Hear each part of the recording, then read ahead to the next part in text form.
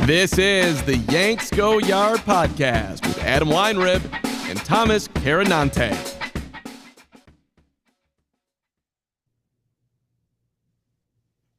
Welcome to a beautiful Thursday edition of the Yanks Go Yard podcast. I'm Adam Weinrib alongside Thomas Carinante. Brian Cashman had some devastating stuff to say about the Houston Astros and their incredible cheating ways, which we have to get to the bottom of, folks, because if we don't, we may never understand why the Yankees have only won one pennant since 2003. It's all Houston Astros related, and we simply have to go, and we're going to have to get to the bottom of this. So thank God for Brian Cashman. We're also going to talk about Aroldis Chapman's comments this week, which also leaked Wednesday night, which also were weird, and which we also have to discuss because somebody else who's not taking the blame for something they need to be taking the blame for. Plus the misguided faith in Luis Severino, the Yankees opening day rotation, and where we're going to need to go for the final men on the roster. Two people have distinguished themselves for those last roster spots. We're going to be breaking down exactly how we shove them in there and who they're ripping off. Folks, make sure to find us on Apple Podcasts, Google Podcasts, Spotify, wherever you get your podcast. Drop us a 5-star review along with a mailbag question. We'll be beyond happy to answer that. I've been saying more than happy forever. It's beyond happy. We're over the moon happy. You can also find us live on YouTube and Twitter, 2 o'clock Eastern, Mondays and Thursdays until the regular season begins, when we may adjust those usage patterns. You might see us popping up live during a game, before, after, huge win, big loss. We might just show up. You might not be able to get those on the feed. So if you're a big supporter of the podcast feed, you better be getting all your content. Well, then you better be coming to YouTube or Twitter Spaces or wherever we are, because you might not be able to catch up on this content. I'm just warning you. Thomas Carinante, welcome to the podcast as always. Where were you today? When you woke up, were you thinking about the 2017 Houston Astros, or did Brian Cashman do that to you? Oh, no, they live rent-free in my head. I can't stop thinking about them and how they've ruined my life. No, I could give a shit less about the Astros. It is what it is. It's happened at this point, and MLB decided what it's going to do. I don't like them. I'm sure we can all agree we don't like them. We don't want to see them succeed any longer. But their previous transgressions have nothing to do with the overall scope of the Yankees' success over the last 2 decades, I'd say. 1 World Series in 2+ decades, which for a franchise of this caliber is unacceptable, as unfair as that sounds. But when you have the resources that you do, and you have the worldwide fan base that you do, and you have every advertising partnership possible at your disposal, that just comes with the territory. So Brian Cashman deciding to bring this up today is fairly interesting. It further goes to show that I don't know when this interview was from. I don't know if they specified it. It was with The Athletic. If it was today or if it was this week, we can fact check that in a second. It just further goes to show that everybody, top to bottom in this organization, just simply doesn't know when to say what and how to say it. We're looking at a fresh 2022 season right now. Is morale the highest it can be? No. The offseason kind of took a little bit of that shine off. Cashman again coming in earlier this week on MLB Network Radio, saying that the reason that they did the blockbuster Twins trade that brought in Josh Donaldson and Isaiah Kiner-Falefa and sent Gio Urshela and Gary Sanchez to the Twins was because of financial restraints and financial restrictions, and he had to get creative and work around those parameters.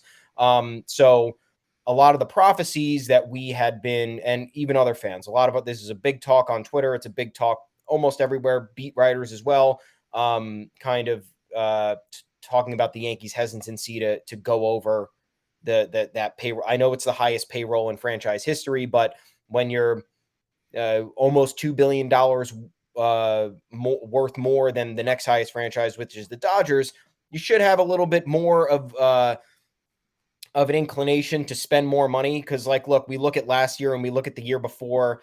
If they spend $25 million more, just for those seasons combined to get a couple of guys in, or maybe just one giant impact guy, it makes all the difference. So I'm just hoping that we don't look back at this season and are like, wow, if we just went closer to the Dodgers or Mets threshold, then we probably have a World Series. But nonetheless, that's not what we're talking about. Even though, guys, thanks for clicking that article. It did very well, and I'm sure a lot of you were not happy upon hearing that. But yes, today The Athletic drops an article. You have the full quote in front of you? Because I didn't even read this today because I was too mad. Yes, So I do. And sometimes I'm mad that I'm mad at Brian Cashman, right? Because sometimes I do fall into the trap. And I'm like, he does steal people every year, right? He stole Clay Holmes. He does know how to make these under-the-radar acquisitions. That cash god stuff is not a lie. People aren't kidding around when they're like, he really does make ninja moves. Yes, he does. And so when you make fun of him for sleeping on the street for charity, you're showing you're like, oh, why is Cashman sleeping? It's December 12th. Like, as if you're really that stupid that you really think he's just not making moves whatsoever. No, he's got things in the hopper, right? But the legitimate criticism of Cashman is that with all these resources, it is fairly inexcusable. Yes, the ping pong ball bounces different ways. Yes, sometimes you don't get what you want. Sometimes you pull off the perfect trade, but it's not actually a heist. James Paxton, though, is not an example of that to me. Sonny Gray is the example of that. They didn't give up much for Sonny Gray. He was supposed to be the difference maker in 2017. He's available. He's going to be on the roster for 2018, too. He comes in. 17, just not very good. 18, so much worse. The Yankees didn't surrender that much value, except for James Caprillion this year is coming off a huge 2021 season. But that's a trade you make, and that's a masterstroke by Cashman. He read the moment. He read the room. He did what he had to do. Didn't work. The Paxton thing. James Paxton's your savior. He's the guy you go all in for to get over the hump. He never pitches. The guy's never crossed 150 innings in his life. Spoiler alert, he got hurt twice in a row for the New York Yankees. Congrats to Brian Cashman. Goes all in at the rebuild deadline and gets Clint Frazier and Justice Sheffield and Gleyber Torres, and only one of those people is still on the team and maybe doesn't have a future here. Resigns and extends Aroldis Chapman after he gets the most usefulness out of him. Gives Zach Britton another deal. Keeps giving away closer money, signs Adam Ottavino, and then suddenly can't afford it. There are a million things that you can actually get on Cashman's case for. Bottom line, 2017, they got lucky. Really good team. Lost to the Houston Astros in the ALCS. The Astros were cheating, right? 100%. We know they were cheating, and absolutely the Yankees could have beaten them. Cheating might have made a difference. Also, the Yankees played a 7-game series, 4 games on the road, and scored 3 fucking runs in those 4 games. So you want to talk? I mean, the cheating, the trash cans didn't really have anything to do with your ability to get hits either. Hits with runners in scoring position. You lose the first game. I believe you lost the first game 3-2 and the second game 2-1.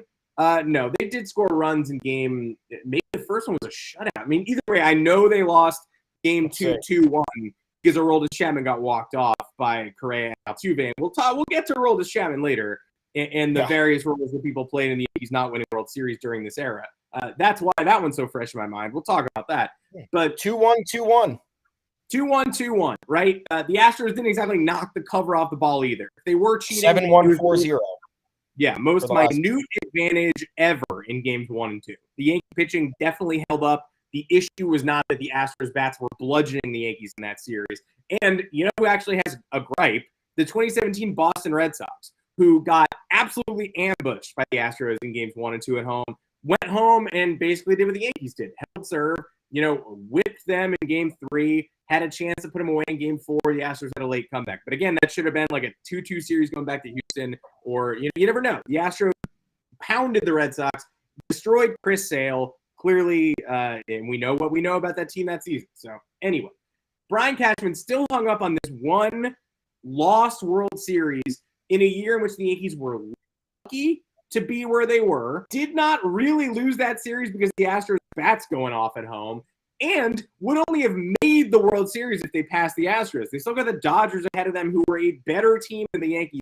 And I specifically remember in 2017 flipping the switch after the Yankees lost the ALCS, tuning into that World Series and going, the Yankees are not on this level.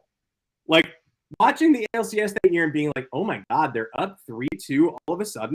Like, I fake wrote them off when they were down 2-0. Then they evened the series. Then they won game 5 in a breeze behind Tanaka. Like, are we actually going to the World Series? Like, I bought it a little bit. I got a little poisoned.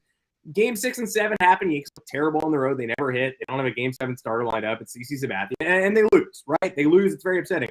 You go to the World Series, the level of competition is immediately leveled up. Dodgers are cranking the baseball. The Astros are doing what they're doing. Look, we don't know how much of this is legitimate or not, but every time one of those two teams punched, there was a counterpunch. The 2017 Yankees were not on that level. If they were going to have beaten the Dodgers in the World Series, it would have taken a couple lucky breaks, an injury, somebody tripping and falling, an infamous umpire moment. The Yankees were not straight up beating the Dodgers.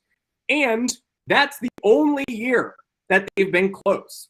ALDS loss, ALCS loss, ALDS loss, card game loss. And prior to that, out of the playoffs, wild card game loss, out of the playoffs, ALCS loss, ALDS loss, ALCS loss, and then you take it back to 2009, right? So a lot of years there where the Yankees did not win a ring. Brian Cashman, though, wants you to put an asterisk next to this title drought. 2009 to present, he says that's not fair because we could have maybe sort of made the World Series, made, not won, in 2017 if not for the Astros cheating. What he actually said is the only thing that stopped us was something that was so illegal and horrific. So I get offended when I start hearing we haven't been to the World Series since 2009 because I'm like, well, I think we actually did it the right way. Pulled it down, brought it back up, drafted well, traded well, developed well, signed well. The only thing that derailed us was a cheating circumstance that threw us off. Now, that first sentence is scripted by Donald Trump. The only thing that stopped us was something so illegal and horrific, so unbelievably horrific. You ask anyone, you ask the big, strong baseball players with tears in their eyes, saying, what happened to you? Was they're hugging me and they're saying, what a horrific year for this country. Like, that's not the GM of this team that's a supposed genius should not be pulling right from the Trump playbook. But second, okay, you want to put an asterisk on it. You got to put what's your excuse for the other many years in there where you supposedly had a championship caliber roster and couldn't go over the hump? And third, we keep hearing about this Yankee letter that needs to get unsealed, that the judge said he's unsealing something about the Yankees' participation in a cheating scandal. Everything we've heard says it's not on the level of the Astros. It would be shocking if it was, but there's something in that letter. So you really want to go on record and say that the Astros, 5 years later, say the Astros stole a World Series berth from you, put an asterisk on your entire tenure as GM, when you know that this letter is still on the horizon and could get unsealed, and tomorrow we could all know that you had the same scheme in play. We probably won't, but we might. So this is boneheaded from Cashman for a number of reasons. And the Trump sentence isn't even first and foremost there. No, just bringing it up once again and using it as some sort of an excuse. Look, it happened. It expired. There's no reason. There's no excuse to how do you explain 2018, 2019, 2021? Those were 3 years with an even better roster than 2017. Yes, problems happened. There were injuries. There were regressions, but you had gotten better. For the last 2 years, you had the ace that you didn't have for almost over a decade. You added one of the best contacts hitters in the league over the last 3 years in DJ LeMahieu. Gleyber Torres came into his own in 2018 and 2019. So I don't know. And the competition for the Astros, actually, they got weaker since that time. They had some guys coming in and out of the doors. They had roster turnover, not as extreme. These last 2 years are obviously the most extreme, with George Springer being gone, Justin Verlander being injured, and Carlos Correa now being gone. You let the Red Sox do what the Red Sox did in 2018, and that's unforgivable to a lot of people. And I understand that that was a little bit, it's a little bit fluky for the Red Sox to do that. I'll still stand on that. A 108 win season, coast to coast, no stress the entire time. Alex Cora coming over from Houston, video room nonsense. Yeah, whatever. But the Yankees are still responsible for their output. You lose to your division rival, get punked by them again in the playoffs and again in the playoffs. Then you lose to the Astros again in 2019. Let's move on because fuck this. How about this? We're moving on to the guy who has been responsible for 3 Yankees postseason departures dating back to 2017. That game 2 that we were just talking about in Houston, Yankees lost 2-1. Why did they lose 2-1? Because of Aroldis Chapman. Why did they lose in 2019? I think you remember the Jose Altuve homer in Game 6. And I think you remember Aroldis Chapman smiling on the mound after that. Yes, smiling maybe in disbelief because you can't fucking write that. You can't even script it. It happened. Unbelievable. Look at that. And then you move on to 2020. You got a tie game against the Rays in the 8th inning. I know it was another extenuating circumstance. Should Chapman be pitching 2 innings? Their best hitter's up, though. I mean, their absolute most dominant hitter is up. All Aroldis Chapman has to do is retire the MVP. I'm sorry, wait, who did he give up a homer to? Do you remember? Mike Brasso, AAA man now. I don't even think he's on the team anymore. Traded. No, I think he's on the Milwaukee Brewers. I saw his name recently. Best of luck to Mike Brasso, who took a fastball up and in from Chapman during that season in the empty stadium. It prompted Kevin Cash to do the whole stable of guys thing. And then, would you look at that? He got the last laugh, and he ended our season again. Just like Brian Cashman ended our 2018 season by saying we do damage against the Red Sox, which we definitively don't do. And then the Red Sox started doing damage against us and wearing shirts that said that. I would love someone else to make an inflammatory comment at some point, but that's not up to me. That's not my jurisdiction.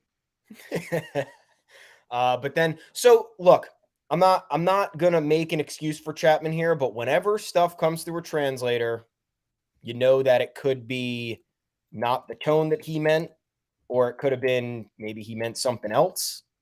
That's what this chatting. Yeah. Who knows? But the quote was that he thought it would be easier. He thought being with the Yankees would make it easier to win a World Series. And that, again, nobody in the organization, just the self-awareness that they bring in, they hire people. The interns are probably lacking self-awareness. Everybody down to the janitors and the hot dog vendors. Does anybody here have a sense of what you're saying, who you're saying it to, and when you're saying it? I really don't think so. I don't know why. Once again, heading into a clean slate 2022 where you have a better roster. I think it's objective. You have a better roster. It's not as good as it could be.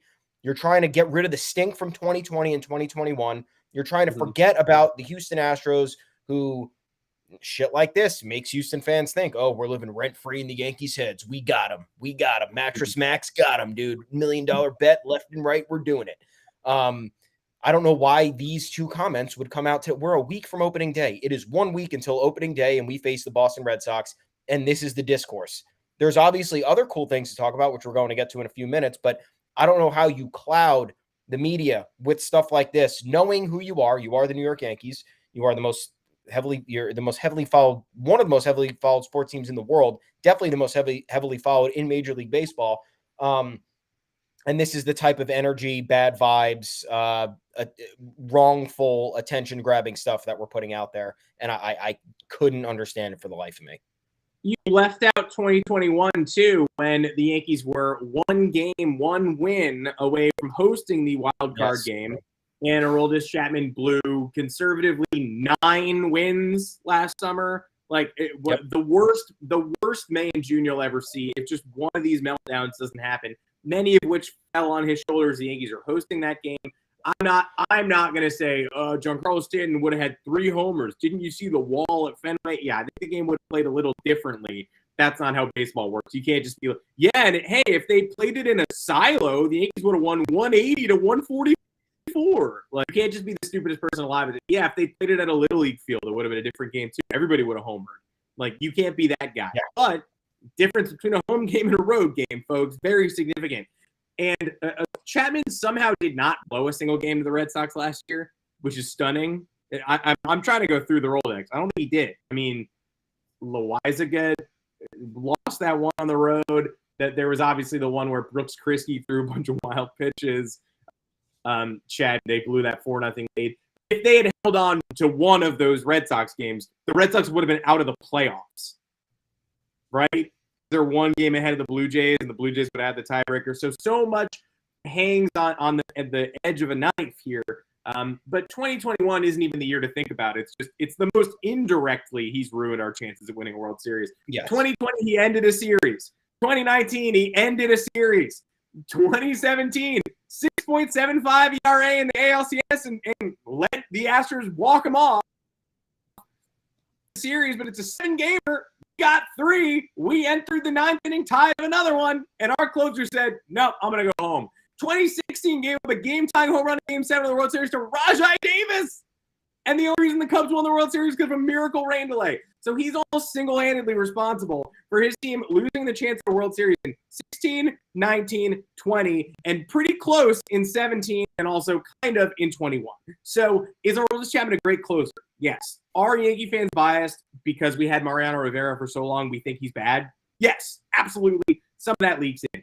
But when you have a 2.40 career postseason ERA, but the blown ones are so glaring that they end series, then it is sort of fair to start going, is this guy messed up? Is this guy broken? Do we ever trust this guy ever in a big scenario? And to have the gall to say, I thought it would be easier to win a World Series with the Yankees. Yeah, I thought it'd be easier too. Because I thought we had a Hall of Fame closer at the back end of the bullpen who could clean up everybody else's mistakes. But apparently, we just have a pants pooper at the back of the bullpen creating mistakes for everybody else. And again, ending 2 runs single-handedly. 2019 and 2020, the Yankees are moving on to extra innings in deciding Game 5 and Game 6 on the road in the ALCS, if not for Aroldis Chapman. That's just a fact. At least he didn't lead those games. That was Adam Ottavino in that road game in the Game 2 of the 2019 ALCS, that absolute hanger that he gave up to George Springer. But still, a lot of the Yankees' failure falls on Chapman over the past several years. So to read this from him, hopefully it's mistranslated, because if not, hopefully he meant I thought I would be better. I thought it'd be easier to win the World Series with the Yankees because I just thought I would do better. But then I actually didn't. I did bad. Yeah. Okay, man. Let's talk about another Yankee who's fallen short in recent years and who's getting an opportunity to prove himself again this spring, and so far so not good, for different reasons than you might expect, although the results also not there. Luis Severino has been penciled into the opening day rotation. That rotation, as of now, is general soreness. He's still in there. He threw a bullpen session on Wednesday, showed up late to the bullpen session, had everybody fearing the worst because, remember, he showed up late because it was his birthday, but actually he needed Tommy John surgery. Now he shows up late to the bullpen session, and the explanation is nothing. We have no idea what happened. Got it. Very cool. But that opening rotation is Cole, Severino, Jameson Tyone is in there, and Jordan Montgomery in the 3 spot. And the 5 spot, presumably Nestor Cortez Jr., but because of the way the dates go, they might just give Cole an extra start before they have to use that. Either way, Severino's in the opening, the first initial rotation. He's still in it. That came out after the general soreness and all that stuff, and that's great. He is, struggling. I mean, it's been a long layoff, we understand, but the numbers are not there so far. There was a lot of zip on the fastball in his first outing, less so in the second one. He's hanging the breaking stuff. More importantly, his first start of spring training was like typical first start of spring training stuff. It was like 25 pitches. I think he got to like 35-ish in his second. Either way, 40 pitch bullpen. He threw a 35-ish pitch bullpen yesterday. He's trying to get to 40, 45 in Saturday's appearance. Well, opening day is next week, and he hasn't pitched in years. So we're getting him to what, 45 max, 50 max? His first start's going to be 55, 60 pitches. I mean, that's not a start. So you're going to have to carry somebody like Luis Heel or Nestor Cortez Jr. to pick up the slack and come in for him in the 4th inning, and that's by design. So the latest instance of the Yankees showing too much faith in Severino is just giving him a rotation spot when he's barely built up. Yeah, I mean, you went even harder than I was going to go. I was just saying that for my opinion on this, I think it's irresponsible he's the second starter. That's where he's listed. I don't know. You show me starters in order for the opening series. I think you're telling me what kind of your rotation layout for the rest of the year will be. If they're placing number 2 starter expectations on Luis Severino, they simply have it all wrong. The man's thrown 18 regular season innings over the last 3 seasons. Last year, he was exclusively used as a reliever. And I thought at the very least here, he would start the year in the bullpen to kind of get back on track, maybe do a couple multi-inning outings to get the pitch count under his belt to gradually build up his strength to be able to kind of be unleashed later in the year. Or you give him a back end spot where, he is maybe a spot start type of dude where he's doing the piggybacking with somebody else, like a Luis Heel.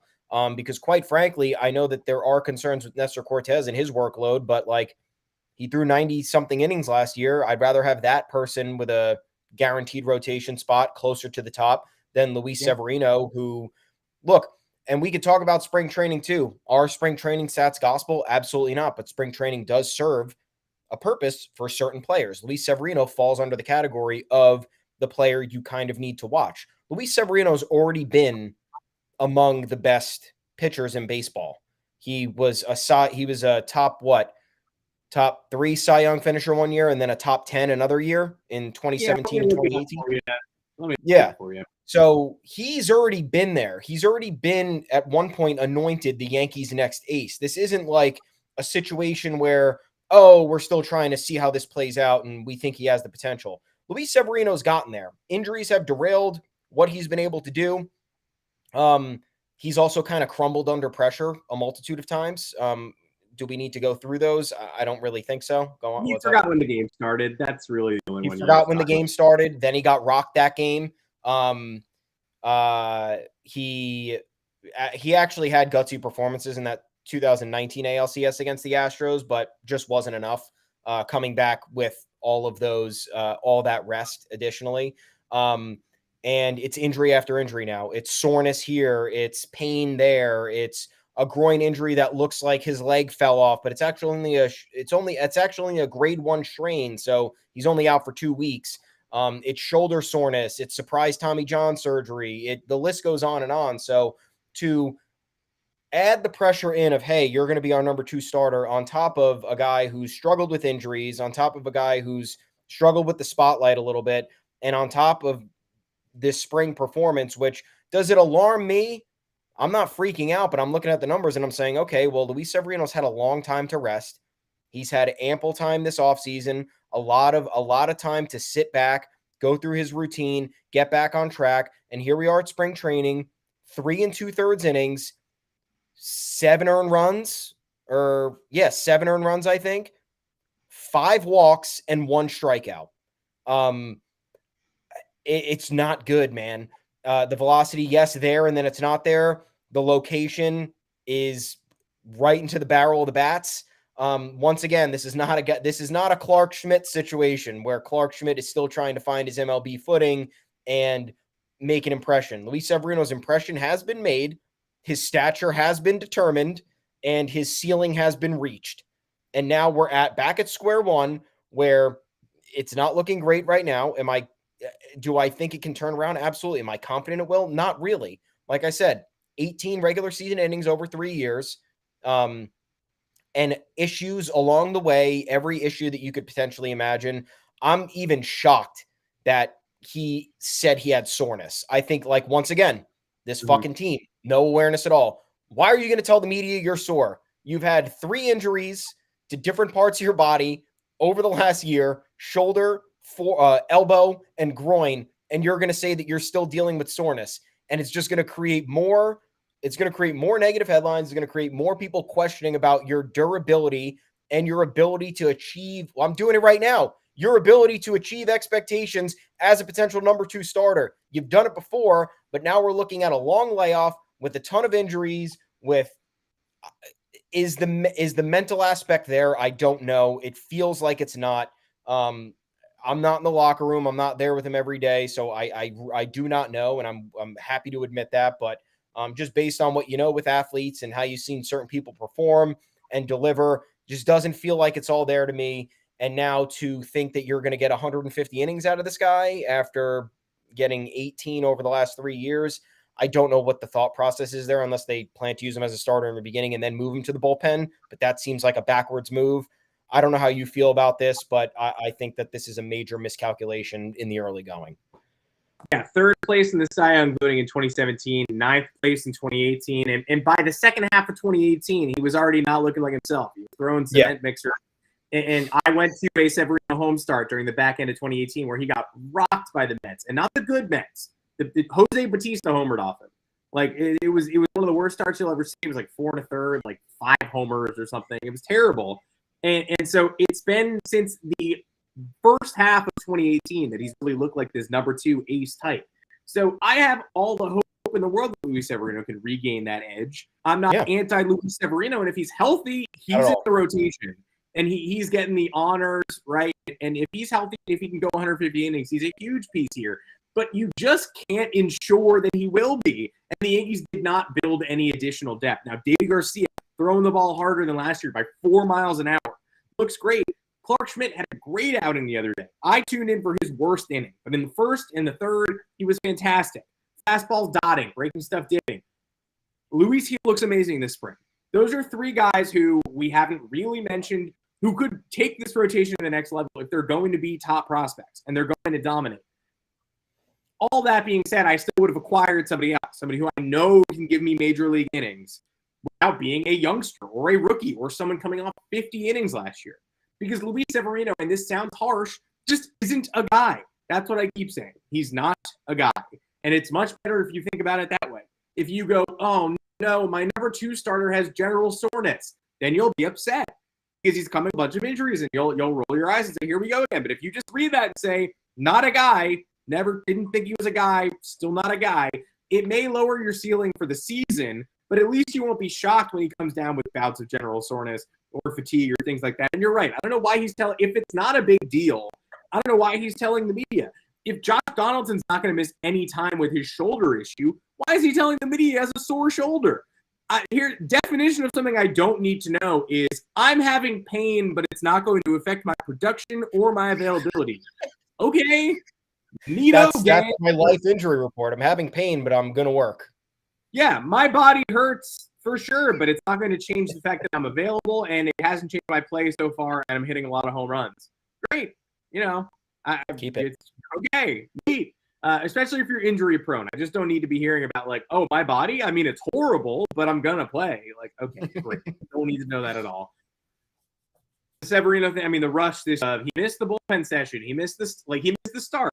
Then he missed the bullpen session. No, wait. He actually did show up, and he looks pretty good, and he feels great. He's still on track.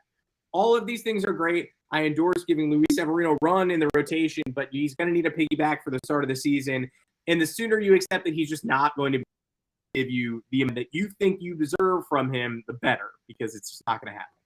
Now let's talk about those final roster spots. This is like the very beginning of March Madness. You've got the bid dealers, and you've got somebody wins the Ohio Valley Conference, and it's all right, now I guess we got to make room for them. I don't know why or how, but we got to kick. Sorry, Creighton, we got to kick you out. Looks like the Yankees are going to have 1 or 2 bid thieves out of spring training this year. It is very difficult to assess who's going to lose their job and who's going to gain footing here because for some reason, so the Yankees have 2 options, right?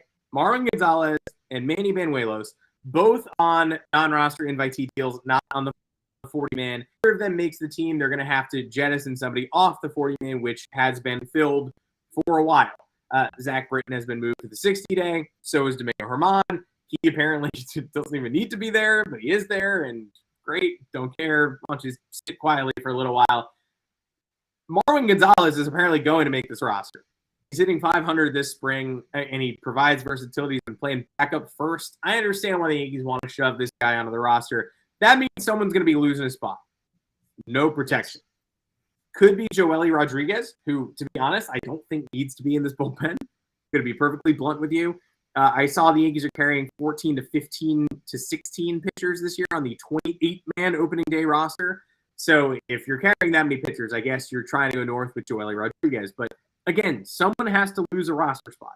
Is it going to be Joely? Is it going to be Lucas Licky, who people apparently are expressing trade interest in? So he's probably not going to get DFA'd, but he could get traded before opening day. I would caution against that. But again, limit Steven Ridings, who's currently injured. We were so happy the Yankees protected him a couple of months ago. Still hurt. Hasn't been able to get in full swing of things. Hurt himself in January, I believe. And so that's a guy the Yankees look at it right now and go, we have a lot of relief options. We're going to protect this guy who can't pitch instead of Marwin Gonzalez. And then, Estevan Florial, Ron Marinaccio, and JP Sears, who just got added to the 40-man. I don't think the Yankees are going to be like, you're off. Goodbye. But something's got to get done. And then there's Miguel Andujar. Those are really the only options. Marwin Gonzalez is making this roster. And he might have made this roster even if he wasn't hitting 500. Spoiler alert. But he is hot, and he's playing multiple positions, short, second, and first, and he can play the outfield. Gleyber Torres got a run as the backup shortstop on Wednesday. Just sat and waited for a ground ball, checked his watch, stood there while it bounced towards him, threw to second, everybody's safe. He's not a shortstop, never has been, never will be. Marwin Gonzalez is going to be on this roster. Manny Banuelos, the percentage chance of him making the team is like 10% just because of this glut and this crunch. But the percentage of him making an impact this year has now risen spectacularly. 6 shutout innings this spring, 3 of them against the Blue Jays playing their A lineup on Wednesday night. 7 Ks in 6 innings. I think it's 2 hits overall. Yeah. Spectacular. Everything that he's never done at the big league level before. When he got called up by the Braves, when he got called up by the White Sox, that V-down, breaking stuff isn't breaking. He has never had a successful major league stint. He's reinvented himself with the Fubon Guardians of the CPBL. He was also in the Mexican League. Watch him last night, throwing 94 with zip to the corners, breakers getting everybody fooled. The Teoscar Hernandez strikeout. You know what I love? Any lefty can strike somebody out on a breaking ball in the dirt. He struck Teoscar Hernandez out on a breaking ball in a 3-2 count over the heart of the plate. He just had no idea it was coming, didn't know what it would look like, was shocked by the shape of the pitch. Awesome. That's not easy to do. Often those are hangers and they get banged. Manny looks amazing. For him to make a comeback this year would be an incredible story. I just don't foresee it being on the opening day roster because 2 of those guys getting jettisoned feels like a lot to me. Yeah, I think that's tough. And there's probably, I don't think Manny Banuelos is going to be like, no, I'm not accepting an assignment to AAA because I should be starting out, or I should be starting elsewhere. Maybe he's comfortable being back in New York where it all started and he's able to find his footing. Yeah, I think him contributing this year is certainly realistic and could be valuable. Another multi-inning guy out of the bullpen, if that's the case. Preserve the starting rotation and the back end of the bullpen. It's exactly what this team needs. As for Marwin, he's making the roster, whether you like it or not. And this is where spring training once again matters for a select few. Marwin Gonzalez, the Yankees don't have a backup shortstop. I will not watch 1 inning of Gleyber Torres at shortstop this year. If he comes into any game at shortstop, or if I'm at a game and he comes into any game at shortstop, I'm leaving or turning off the television. It is the worst effort. It's the worst instinctual ability I've seen at a single position as for any team that I've watched as much as I watch the Yankees. This is the Yankees' problem. They had to sign Marwin because you want to know why? Because they don't have a backup shortstop because they decided to trade Tyler Wade for whatever reason. We still don't understand that. We still haven't gotten reasoning for that. And because they aren't starting DJ LeMahieu, and DJ LeMahieu is primarily a starting second baseman and yes, can play first and third base, but would you consider DJ LeMahieu your backup third baseman or your backup first baseman? I don't think you would. Marwin Gonzalez has way more experience playing as a versatile infielder. So I think that has more inherent value. And then you add in his lefty bat, which does have power, which he's shown over the years. I know he had a rough last couple seasons, but you put a guy like that in a very good lineup, such as the Yankees. You saw what he did in Houston. He was not one of the front-facing members of the Houston Astros, but he raked because of the players around him and the pitches that he was able to see. And if he's able to take any sort of advantage of that with the Yankees, it's going to be a good relationship. But yeah, you look at this roster, and some of these guys have options, though. So I don't know. There is a discrepancy with Steven Ridings because we thought last year he had options, but apparently he doesn't. I don't know what the deal is with there because he was signed and he wasn't part of the system. So I don't know if the options stay or go away. The issue there is you got to remove him from the 40-man, though. So when you do that, you're opening up to waiver claims from everybody. Yes. Like, I believe you can send him down, but you're risking losing him. The thing here that I would love clarified is that, the Yankees obviously rushed to add a whole bunch of dudes to the 40-man roster last fall because they needed to protect them from the Rule 5 draft, like Sears and like Marinaccio and Everson Pereira, who's like 20 years old, who's not going to sniff the major leagues this year, but you got to protect him. And then the Rule 5 draft never happened. So, like, the Yankees are now going to have to remove some of these guys who they want to keep on the 40-man.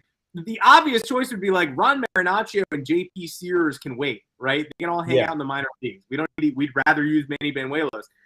the Yankees should cry to the. You want to cry about something? Don't cry about 2017 Astros. Cry about having to put somebody on the 40-man a year too early because of a Rule 5 draft that never happened. That Major League Baseball canceled. Yankees didn't cancel it. MLB canceled it. And now suddenly the Yankees have to remove these guys and suffer a penalty when they could have just kept 3 open roster spots and left these guys hanging out at AA and AAA and then added them to the 40-man during the season. Now they're clogging up 40-man spots and they're protected for no good reason when MLB took the thing they needed to be protected from off the schedule. That's what they should be mad about. Like, it was smart to protect them. They had to. But now they actually didn't have to, so why do they suffer the same penalty if they were removed from the 40-man? They should put in, like, a corollary that's like, this year and this year only, if you take these guys you just added off the 40-man, nothing happens. But they won't do that because they're not eligible. Yeah. Nope, of course not. And you look at these other guys who are taking up 40-man spots. I mean, Miguel Andujar's got to go. He can't be here anymore. I don't know why. I don't know what role he would be in. I don't know what you're planning to do with him or why it's taking this long. But that's one roster spot that could be cleared up easily there. And I don't know how much longer are we going to wait on Clark Schmidt and David Garcia? That's all I want to know. How much longer is the wait going to be? What do we need to see before either of those guys have a role in anything in the starting rotation or in the bullpen? Like, I feel like we're 2 years behind here based on these timetables. It's totally hard to project, but like, how much longer are you going to hang on to what ifs? We don't know what these guys can do. How much longer are you just going to be like, we'll see what they can do next year or the year after? It's like the clock's ticking on some of these players, and use them or lose them, man. Like, I don't know what else here makes sense for the team to clear up spots. And then you have Tim LaCastro. Is he a 40-man guy? Is that the guy you're keeping, or are you going to keep Ender Inciarte? I don't know what they're going to do. I'm sure it's probably going to be LaCastro, but also, like, do you need Tim LaCastro? I don't know. Do you think they need him? I really don't know. If Stanton's going to play some outfield and you have Gallo, Hicks, Judge, and I guess not Brett Gardner. So, yeah, I mean, I guess you probably do need a LaCastro to differentiate, to give somebody more athleticism out there and more speed on the base path. So maybe he stays. I just don't know. I don't know what the plan is here. And you look at the catching situation, like another worry, because Kyle Higashioka is the starting catcher and Ben Rortvedt's supposed to be the backup, who's injured but coming back. Did he play the other day? He was taking dry swings. That's the last we heard. Is he going to be ready? Is he going to be ready to play? Do you keep him if he's not ready to play? Well, I don't know. I literally don't know. I don't know if I sound crazy, but it sounds complicated. Put him on the 60-day. Let's just pop him on that 60-day. Carry Isaiah Kiner-Falefa as your backup catcher. Higashioka plays every day. I don't know. If they sign Brett Gardner, their level of 40-man roster conundrum, they might do that. They really might do that. If they do that, Tim LaCastro's gone. That's easy enough. But as of now, I think Tim LaCastro stays. So I think you're going to be kicking off one of these dudes. I can't believe there's no rule in place for this Rule 5 shit. That's like day one shit. As an angry boss would say, that's day one shit. That's really easy to figure out. But apparently Major League Baseball didn't care. That is it. We don't want you to feel bad about these guys. We want you to feel good. Marwin's taking that role. Manny Banuelos is taking that spot. He's dominating. We're not just trying to wedge people onto this roster. They're taking those spots.